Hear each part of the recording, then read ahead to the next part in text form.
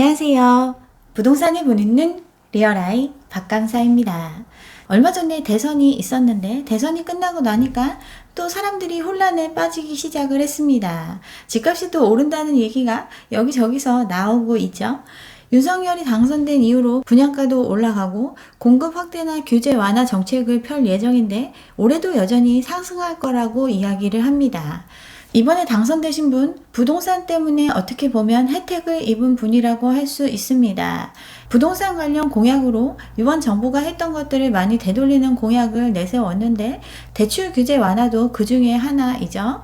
대출 규제 완화를 예고를 했습니다. LTV 비율을 70%로 일괄 완화해주고 생애 최초 주택을 구매하는 경우에는 80%까지 적용을 해줄 테니까 빚내서 집 살 수 있게 해주겠다고 이러한 공약을 했습니다. 이제 이분이 당선이 됐으니까 이러한 공약들이 실천이 될 거고 그렇게 되면 그동안 빚 못 내서 못 샀던 사람들이 마구 달려가서 집을 사줄 거기 때문에 또 집값은 오른다고 이야기를 하는 거죠.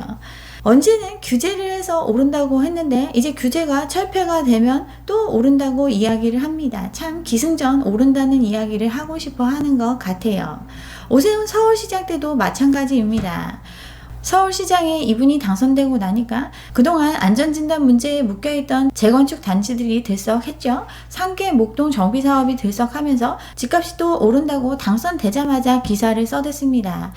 정부가 부동산 규제를 해서 공급 실패가 왔고 주택 공급에 관해서 민간 중심으로 정비사업을 활성화시킨다. 이게 핵심 공약이었죠. 그래서 시장 취임하면 이런 것들 빨리빨리 재건축할 수 있도록 다 풀어주겠다고 고언을 했고 되자마자 집값은 오른다고 기사들이 쏟아져 나왔어요. 강남, 목동, 상계동 등 재건축 집값이 들썩인다고 강남 재건축 단지를 중심으로 상승세가 계속될 수밖에 없다. 결국 오른다는 이야기를 하고 싶어 했어요. 근데 시장 임기가 1년 3개월에 불과하죠. 또 서울시장의 위치에서 할 수 있는 일도 한계가 있습니다. 각종 규제를 규율하는 중앙정부와 여당이 절대 다수죠. 서울시 의회도 민주당이 절대 다수인데 이 동의 없이 직권으로 풀 수 있는 규제가 그렇게 많지 않은데 그래서 엄청난 효과를 기대하기 어려움에도 되자마자 오른다고 계속 떠들어댔습니다. 어떠한 상황이 발생하면 무조건 호재로 연결하는 귀한 재주를 가졌어요. 고 박원순 시장이 여의도 마스터 플랜 얘기했다가 혼쭐이 났었죠. 여의도 같은 경우는 서울의 3대 거점의 하나입니다. 국제금융 중심지로 개발하기 위해서 이 마스터 플랜을 짜고 있고 이 기본적인 방향이 결정이 돼야 여의도 일대 아파트도 재건축이 가능하기 때문에 그동안 지지부진했었죠. 근데 그거의 시작을 알리는 여의도 마스터 플랜 이야기만 했다가 이걸로 여의도 집값이 들썩인다고 하니까 결국 보류하게 됐습니다. 서울시의 국제 경쟁력을 높이기 위해서는 반드시 필요한 계획이라고 볼 수 있는데 그치만 실행하는데 정말 오랜 기간이 걸릴 수밖에 없는 일인데 이거 언급만 했다가 집값 오른다고 난리를 치니까 결국 한 발 물러서는 상황에 이르렀어요. 부동산 특정 지역에 묶여서 움직이지 않는 물건이기 때문에 어떠한 개발 호재가 발생을 하면 당연히 그 부동산 가격에 영향을 줍니다. 그런데 그 계획이 구체화되고 실현화되는 데까지는 필요한 시간이라는 게 있고 그게 미지수이기 때문에 그 리스크가 얼마나 해지됐느냐에 따라서 가격에 반영되는 정도도 달라지게 됩니다. 근데 일단 말만 하면 오른다고 이야기를 해대니까 사람들이 그게 비싼지 그게 적당하게 반영이 된 건지 어떤 건지 판단조차 하지 못하고 일단 관심을 가지니 호가는 들썩이고 주변에 자극하는 결과를 초래합니다. 서울시장 취임하고 한 일 토지거래 허가구역 지정을 했죠. 취임 후 첫 부동산 규제에 나섰습니다.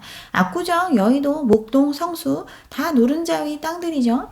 서울의 대규모 재건축 재개발 사업지역 이걸 다 토지거래 허가구역으로 묶어버렸어요. 즉 사업을 진행하게 하되 여기에 투기적인 거래가 들어오는 것을 막겠다. 이러한 정책을 시행을 했어요. 근데 규제 전에 사자 하면서 폭등을 했다고 기사가 나오죠. 압구정, 여의도, 목동, 성수 이 4개 지역을 지정을 했는데 노원구가 가장 많이 상승을 했습니다. 재건축 아파트가 많은 중계동, 상계동, 월계동 이런 재건축 단지 위주로 가파른 상승세가 나타났어요. 이 지역 왜 그렇죠? 노원구 같은 경우는 앞에 언급한 지역 다음에나 이루어질 수 있는 단지들이죠. 먼저 진행되는데 되고 나면 자기네들도 될 수 있다, 이런 얘기들 하면서 많은 부동산 투자자들이 가서 찍어줬죠. 그래서 영끌들이 몰려서 여기 가서 오히려 집을 샀습니다. 장기간이 소요되는 사업들 얘기만 나오면 호재화해서 그걸 비싼 값에 팔아먹는데 사용을 했습니다. 정비사업 같은 경우는 기본적으로 사업이 시작이 돼도 10년 이상 걸리는 사업입니다. 노원구 같은 경우 앞에 것들 다 하고 그 이후에나 들똥말똥한 지역인데 여기 부추기면서 두세 배 오른 값에 젊은 애들한테 팔아 넘겼어요. 정비사업 계획이 수립되는데 여의도나 압구정 같은 경우는 여기서 막힌 거죠. 한강변에 초고층 아파트를 짓게 해달라는 요구사항과 서울시의 도시계획 방향과 맞지가 않는 거죠. 한강은 서울 시민의 것이기 때문에 특정 사람들에게만 조망권의 혜택이 돌아가는 거, 이런 부분들에 있어서 입장차가 있기 때문에 기본 계획 수립 단계에서부터 진통이 있습니다. 기부 체납을 하고 그 대가로 용적률을 올려준다거나 층고를 완화해 준다거나 뭐 이런 서로 주고받는 게 돼야 되는데 이 부분에 대한 조율이 굉장히 어려운 게 이 사업의 특징입니다. 이 첫 고비를 넘기고 나면 주민 간의 이해관계 문제가 생기죠. 특히나 한강변 같은 경우는 기존의 아파트가 한강변에 위치한 사람들과 그렇지 않은 사람들 간에 서로 분쟁이 있습니다. 이 단계까지 조율이 되고 나도 사업이 못 가는 이유, 비용 분담의 문제가 있기 때문이죠. 이 모든 게 해결이 돼야 현실화될 수 있는 게 정비사업인데 아직 그 시작에 있거나 시작도 안 한 상황에서 이것 때문에 오른다고 비싸게 집들을 팔고 있습니다. 여의도 제가 예를 들었는데 여의도 같은 경우 박원순 시장 당시에 통개발을 하겠다고 했다가 한 발 뒤로 물러났죠. 여의도역 중심으로 해가지고 금융중심 지구단위 계획 이렇게 수립이 되고 아파트 같은 경우는 일부 개별적으로 추진할 수 있게 풀어줬습니다. 재건축 단지 같은 경우 지금 그림에서 보는 것처럼 분포하고 있는데 사업 추진의 길이 열렸어요. 이게 그 시작의 단계입니다. 개별 개발이 가능해지면서 지금 주목받고 있는 게 목화 3부 여기 아파트인데 목화는 조만하고 3부는 좀 단지가 크죠? 그러니까 이거 합쳐서 개발하라고 서울시에서 제안을 했는데 주민들 사이에 반발이 큽니다. 통합해서 재건축하고 한강변 부지를 기부 체납 받아서 여기에 컨벤션이나 뭐 이런 거 지어서 도시 경쟁력을 확보하겠다, 이런 게 서울시의 입장인데 주민들이 받아들이지 않고 있죠. 종상향을 해주고 높게 짓게 해주고 대신 일부 땅을 내놔라, 이게 기브 앤 테이크입니다. 근데 얼만큼을 주고 얼만큼을 받을지 이거에 있어서 분쟁이 있을 수밖에 없어요. 각 이해관계에 따른 의견 조율이 필요하고 이게 아직 다 완성되지 않은 상황입니다. 목화 3부 단지를 예로 들었는데 근데 기본적인 내용이 결정이 돼도 이 두 단지 간에도 분쟁이 있을 수밖에 없죠. 단독 재건축 방향 튼 여의도 3부 목화, 삐걱대는 통합 개발이라는 기사가 나왔어요. 같이 합쳐서 하라고 했는데 이견이 생기는 거죠. 목화 같은 경우는 세대수는 적지만 한강변에 바로 붙어있는 사람들이기 때문에 자기네들 새로 지어지는 아파트 한강변에 조망 좋은 거 빼주지 않으면 통합해서 절대 추진 못하겠다, 이런 말 할 겁니다. 또 3부 아파트 같은 경우는 그걸 다 받아들여 줄 수가 없죠. 그러니 서로 따로 가겠다고 뭐 이런 얘기 나오면서 삐걱대고 있어요. 이러한 것들이 조율되는 데까지는 상당 시간이 소요될 수밖에 없습니다. 이런 과정을 다 거치고 나서야 비로소 얼마의 사업비가 들고 그 비용을 어떻게 부담해야 될지의 문제가 생기게 됩니다. 근데 이 과정도 결코 쉽지가 않아요. 지금 재건축 단지가 들썩인다고 하면서 계속 집값이 오른다 이런 얘기들 하는데 달라지고 있는 거 안전진단 완화해주는 거 이거밖에 없죠. 가장 큰 걸림돌은 제초안이나 기부채납 비용에 상당한 영향을 줄 수 있는 이 부분이 걸림돌이 됩니다.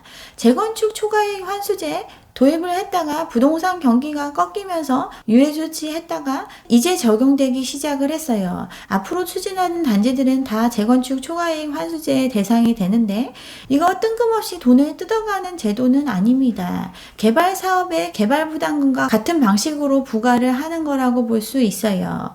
예전에 임야였던 땅을 공장으로 바꾸면 그 형질 변경이나 토지 이용에서 높아진 이익에 대해서 그만큼 개발 부담금이 부과가 되는데 때문에 재초안도 똑같은 방식으로 부과가 됩니다. 기부채납 같은 경우도 기존보다 훨씬 더 고밀 개발을 하게 되기 때문에 사회적인 비용이 많이 발생을 하게 됩니다. 사람들이 더 그 지역에 많이 몰리게 되고, 그렇게 되면 뭐 공원이라든가 공공시설을 갖춰줘야 하는 상황이 생기기 때문에 개발 사업을 진행할 때 기부채납을 통해서 이런 것들을 해결하고 있는데, 이 기부채납 그냥 없어질 수는 없습니다. 근데 이번에 들어서게 될 새 정부에서는 재초안 완화와 과도한 기부채납 방지를 약속을 했어요. 이 부분 당장 현실화될 수가 없습니다. 특히나 여소야대 상황이 몇 년간 지속이 될 건데, 법령 개정이 필요한 사항으로서 지금 당장 이루어질 수 없음에도 이걸 가지고 재건축 오른다 하면서 지금 기대감을 높이고 있어요. 일단 소재가 생기고 나면 지르고 보는 게 언론의 태도라고 볼 수 있습니다. 오세훈 시장 때, 박원순 시장 때와 마찬가지로 윤석열 대선 후보가 당선되고 나니까 똑같은 프레임을 걸어 시장의 불을 지피려고 하고 있습니다. 지금 대출 완화 얘기하면서 또 집값 오른다고 하는데 할 수 없는 걸 기대하고 있습니다. LTV 높인다고 해서 대출 마구 해줄 수 있는 환경이 아니에요. DSR이나 총량 관리도 완화해줘야 하는데 이게 불가능할 수밖에 없습니다. 바젤3 많이 들어보셨을 텐데, 글로벌 금융위기를 겪은 이후에 은행이 망해서 나라가 막 흔들리는 전 세계의 위기 상황을 겪었죠. 이 금융위기를 계기로 세계 은행 자본을 건전화해서 위기시 손실 흡수 능력을 강화하기 위해서 만든 제도입니다. 은행이 위기가 닥쳤을 때 손실을 어느 정도 방어할 수 있어야 되는데, 그런 걸 안 해놨을 때 은행 살리기 위해서 더 큰 비용을 지불해야 했었기 때문에 미리 준비하는 걸 유도하는 게 이 정책의 기본이라고 볼 수 있어요. 은행 위기 시 손실 흡수 능력을 제고하기 위해서 가계대출을 줄이고 대신에 기업대출을 증가시키는 걸 유도하는 게 주된 내용입니다. 이거 우리나라 같은 경우는 2013년부터 단계적으로 도입이 됐는데 19년 12월에 최종안에 도입하는 방안을 추진을 했죠. 이유는 위기 시 더 약한 고리인 가계대출이 더욱 급증을 했기 때문에 가계대출 대신에 기업대출을 더 늘리게 이 제도를 조기 도입했습니다. 이 결과가 가계대출이 중단되고 뭐 이러한 상황으로 가는 거죠. 바젤3 크게 세 가지 규제로 나눠볼 수 있는데, 첫 번째 최소 자본 규제입니다. 자본, 레버리지, 유동성을 규제해서 최소한 어떠한 상황이 닥쳤을 때 은행이 버틸 자금을 갖고 있으라, 이게 첫 번째 기둥이라고 볼 수 있어요. 미국 같은 경우 SIFI 은행들을 대상으로는 6%의 레버리지 비율을 적용하고 있는데, SIFI 국가 전체적으로 봤을 때 무너지면 큰일 나는 은행들을 이야기하는 거죠. 여기에 적용된 레버리지 비율이 6%입니다. 두 번째 기둥은 금융당국이 점검을 통해서 충당금 적립 많이 하게끔 하는 거, 그리고 시장 규율을 강화하는 거, 이렇게 크게 세 방향으로 건전성 제고를 확보하는 거, 이게 바젤3의 기본 내용입니다. 우리나라 같은 경우 자본 비율 현재는 상회하고 있는데, 물가 상승이나 경기 둔화가 겹치게 되면 자본 비율이 급락할 우려가 있습니다. 지금이 그런 상황이죠. 물가가 막 미친 듯이 올라가고 있고 경기는 크게 회복되고 있지 않습니다. 그래서 더 관리를 강화하고 있습니다. 우리나라 4대 은행한테 레버리지 비율 6%는 너무나 높은 비율이라고 하죠. 6% 이상이 국민은행밖에 없습니다. 나라 전체에 영향을 줄 수 있는 은행, 미국 같은 경우 6%로 관리하고 있는데 이렇게 달성하기 어려운 수치입니다. 아까 대손 충당금 쌓는 거 뭐 이런 얘기 했었죠. 은행이 손실 흡수 능력을 확충하도록 지금 유도하고 있고, 그 권고에 따라서 은행들은 1조 1,760억 원을 추가해서 지금 돈을 쌓아놓고 있습니다. 경제 성장률 대비해서 가계대출이 급격하게 증가하면 추가 자본을 적립해야 되는 거죠. 대출을 규제하기 위해서 그렇게 하는 게 아니라 우리나라가 신용을 유지하기 위해서는 꼭 따라야 하는 상황입니다. DSR 규제, 대출 총량 규제 같은 경우 뭐 법령에도 없는데 왜 이렇게 빡빡하게 하냐? 그러니까 완화해 줄 수 있다. 이렇게 추측하는 기사들 막 쏟아지고 있는데, 그거 법에 정해놓고 있진 않지만 그만큼 은행 건전성 확보, 지금 지켜야 되는 기준에 맞춰가기 위해서 하고 있습니다. 가계 대출을 축소하고 기업 대출을 증가시켜야 되는데 우리나라 가계 부채만 엄청나게 늘어난 상황이죠. 이러한 상황에서 또 대출을 풀어주고 그들이 소득 대비해서 갚을 능력의 여부를 따지지도 않고 빌려줄 수 있는 그러한 상황이 아니라는 게 팩트입니다. 현 상황이 이런데 이걸 다 무시하고 지금 대출 규제 완화해 줄 거고, 그렇게 되면 또 사람들이 엄청나게 빚내서 지금 집 사줄 거라고, 그래서 시장은 더 뜨거워질 거라고, 이런 얘기로 사람들을 현혹하고 있습니다. 또 세금도 줄여준다고 얘기를 하죠. 1주택자 부담 완화 이 정도밖에 못하죠. 다주택자, 일시적 2주택자 구제해주고 생애 최초 주택 취득세 감면 등을 논의하려고 예상을 하는데, 장기적인 종부세 폐지 같은 경우는 불가능하다고 볼 수 있어요. 다음 정권 여소야대죠. 당선인이 공약으로 내세운 것들 상당수가 법을 뜯어 고쳐야 가능한 일입니다. 강화된 세금 정책을 일시에 완화시킬 수 없는 게 현실이에요.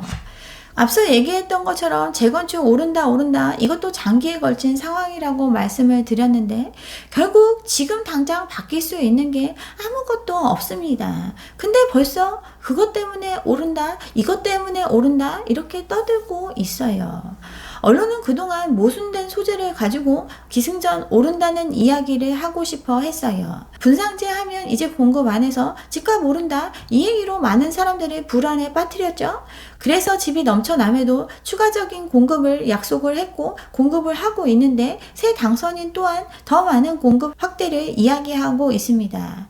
대출이 안 되니까 대출 되는 데서 오른다고 하고, 대출 받는 걸 두렵지 않게 해서 수많은 연끌을 양산시킨 거 언론의 책임이라고 볼 수 있어요. 또 임대차 3법 하면 전세난이 심각해져서 전세가가 오르면 매매가가 오르기 때문에 또 집값 오른다, 연끌마저 다 지나가고 난 다음엔 이걸 가지고 펌프질을 해댔습니다. 근데 지금 전세난 맞나요? 전세는 추락하고 있습니다. 또 그동안 부동산에 있었던 각종 규제들, 이거 규제 때문에 집값 오른다고 했는데 이제 새 당선인 이 규제 풀겠다고 하는데 풀어도 또 오른다고 하고 있습니다. 지금 공급 확대가 이루어지고 있고 규제를 해서 오른다고 해서 그 규제를 이제 풀어준다고 하는데 이제 다 반대로 가는데 결국 오른다는 얘기만 하는 게 그들의 역할입니다.